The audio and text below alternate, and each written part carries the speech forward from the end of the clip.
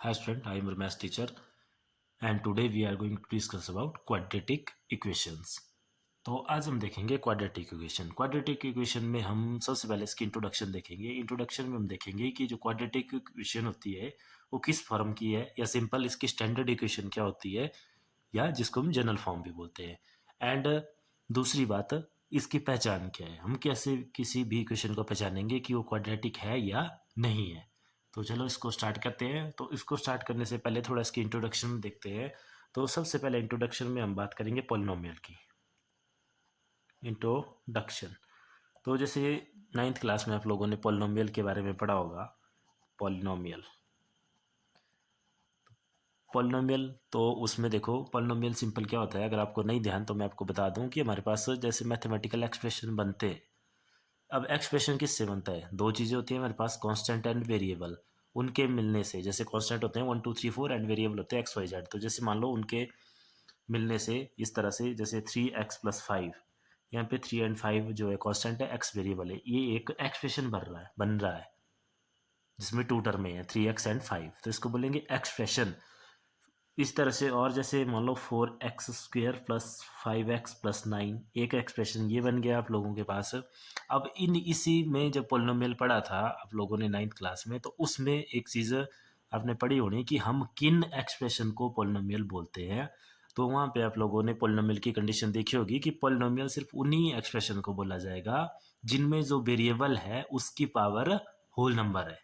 जैसे for example यहाँ पे वेरिएबल है x, तो इसकी पावर है 1, होल नंबर है। उसी तरह से यहाँ पे x की पावर है 2 एंड x की पावर है 1, होल नंबर है।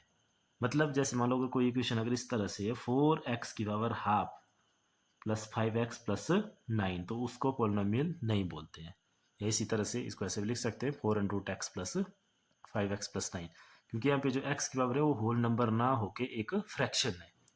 तो चलिए, ये तो था पोलिनोमियल के बारे में। फिर इन्हीं पोलिनोमियल को आपने आगे वहाँ पे अलग अलग टाइप्स में डिवाइड किया था, जैसे on the basis of term. तो टर्म के बेसिस पे पोलिनोमियल को 3 पार्ट्स में डिवाइड करा था, जैसे जो सिंगल टर्म वाले होते हैं, जैसे फॉर एग्जांपल 9x, इसको बोला था मोनोमियल। उसके बाद ये जिसमें 2 टर्म है बाइनोमियल, एंड जिसमें 3 टर्म है ट्राइनोमियल। एंड देन दूसरा आपको इसने दूसरा इसको आपने डिवाइड करा था on the basis of degree. और डिग्री के बेसिस में, अब डिग्री क्या होती है किसी भी पोलिनोमियल की, तो डिग्री होती है हाईएस्ट पावर। जैसे यहाँ पे इन दो एक्सप्रेशन या पोलिनोमियल को देखो, इसमें हाईएस्ट पावर है 1 और इसमें हाईएस्ट पावर है 2, तो इसकी डिग्री होगी 1, इसकी होगी 2। तो डिग्री के बेसिस पे हम लोगों ने पोलिनोमियल को 3 टाइप्स में डिवाइड करा था, linear polynomial, quadratic polynomial and then cubic. अब जैसे लीनियर का एग्जांपल है 9x, ये इसका एग्जांपल है। उस तरह से क्वाड्रेटिक का है जिसकी डिग्री होगी 2, जैसे फॉर एग्जांपल 3x² + 5x+2, और क्यूबिक जिसकी पावर 3 होगी, फॉर एग्जांपल 3x³ + 9x² + 5, इस तरह से। यही देखो इस तरह से भी हो सकता है, जैसे 3x² है प्लस 5, एक्स वाला नहीं है यहाँ पे, सिंपल 2 है, तो ये भी आपका क्वाड्रेटिक पॉलिनोमियल है। ठीक है, इसमें क्वाड्रेटिक में पावर होनी चाहिए हाईएस्ट पावर 2, एंड लीनियर में हाईएस्ट पावर होगी 1। तो ये तो हो गया थोड़ा इन पॉलिनोमियल के बारे में। अब हमारा जो मेन चैप्टर या मेन टॉपिक है वो है क्वाड्रेटिक इक्वेशन। तो क्वाड्रेटिक इक्वेशन, अब हम देखो इस क्वाड्रेटिक पॉलिनोमियल के बारे में थोड़ा देखते हैं। तो जैसे ये क्वाड्रेटिक पॉलिनोमियल है, जैसे ये फर्स्ट एग्जांपल लिया है हमने 3x² + 5x+2। अगर इसकी हम इक्वेशन बना दें, इक्वेशन आपको पता है ऐसा एक्सप्रेशन या ऐसा पॉलिनोमियल जिसमें इक्वल टू का साइन लगा हो। तो जैसे अभी तो ये पॉलिनोमियल है, अगर मान लो इसमें इक्वल टू 0, इस तरह से इक्वेशन फॉर्म हो जाए इसकी, तो इसी इक्वेशन को बोलेंगे हम क्वाड्रेटिक इक्वेशन। तो यहाँ से देखो एक चीज क्लियर है, क्वाड्रेटिक इक्वेशन होगी ऐसी इक्वेशन जिस इक्वेशन की हाईएस्ट पावर कितनी होनी चाहिए, 2। ठीक है, तो अब देखो यहाँ से इस एग्जांपल को समझ के इसकी स्टैंडर्ड फॉर्म लिखते हैं हम, तो या जनरल इक्वेशन लिखते हैं। तो इसकी स्टैंडर्ड फॉर्म होगी, standard form of quadratic equation. तो देखो क्या हो जाएगी, एक्स स्क्वेयर के साथ एक कोएफिशिएंट लगा है, तो जैसे उसको नाम दे दिया ए एक्स स्क्वेयर प्लस आगे एक्स, इसके साथ भी कोई कोएफिशिएंट है उसको नाम दे दिया बी, एंड देन आगे कोई कांस्टेंट है मेरे पास उसको नाम दे दिया सी इज इक्वल टू 0। तो ये इक्वेशन आ गई इस तरह से, a x square plus b x plus c is equal to 0। तो ये होगी standard form of quadratic equation या general equation of quadratic equation. अब जैसे देखो इसके एक दो और एग्जांपल लेते हैं। जैसे फॉर एग्जांपल एक एग्जांपल है हमारे पास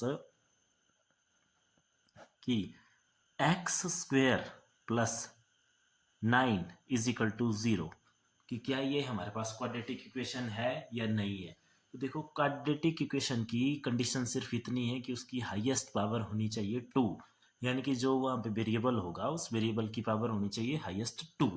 ठीक है, तो अब यहाँ पे अगर इसकी स्टैंडर्ड इक्वेशन के साथ इसको कंपेयर करें तो यहाँ पे ए एक्स स्क्वेयर है, तो ए एक्स स्क्वेयर तो ठीक है, लेकिन बी एक्स वाली टर्म यहाँ पे मिसिंग है। ठीक है, लेकिन मैंने बोला क्वाड्रेटिक इक्वेशन में हाईएस्ट पावर चेक करनी है आप लोगों ने। जैसे स्क्वायर है यहाँ पे तो ठीक है, ये क्वाड्रेटिक इक्वेशन होगी, चाहे इसमें एक्स की पावर 1 वाली टर्म हो चाहे ना हो, लेकिन एक्स की पावर 2 वाली टर्म इसमें जरूर होनी चाहिए। या सिंपल देखो, इसको हम ऐसे भी लिख सकते हैं, एक्स स्क्वेयर प्लस कोएफिशिएंट कितना है इसका 1, 1x स्क्वेयर प्लस इसको आगे 0x लिख सकते हैं प्लस सी की जगह 9 है तो प्लस 9 इज इक्वल टू 0। तो ये बन गई क्वाड्रेटिक इक्वेशन की फॉर्म की। तो इसका मतलब ये आपके पास क्वाड्रेटिक इक्वेशन है। उसी तरह से जैसे एक और एग्जांपल लेते हैं इसमें, जैसे मान लो अब एग्जांपल है 9x cube plus 5x square plus 6 is equal to 0। क्या ये क्वाड्रेटिक इक्वेशन है या नहीं है। तो इसकी हाईएस्ट पावर देखो, जो इसमें वेरिएबल है दोबारा x है, उसकी हाईएस्ट पावर है 3, तो ये क्वाड्रेटिक इक्वेशन नहीं है। उसी तरह से अगर हम एक और इक्वेशन लें, जैसे 5x plus 3 is equal to 0, तो इसमें देखो हाईएस्ट पावर 1 है, तो ये भी क्वाड्रेटिक इक्वेशन नहीं है, ये आपकी लीनियर इक्वेशन है। तो ये थी क्वाड्रेटिक इक्वेशन की इंट्रोडक्शन।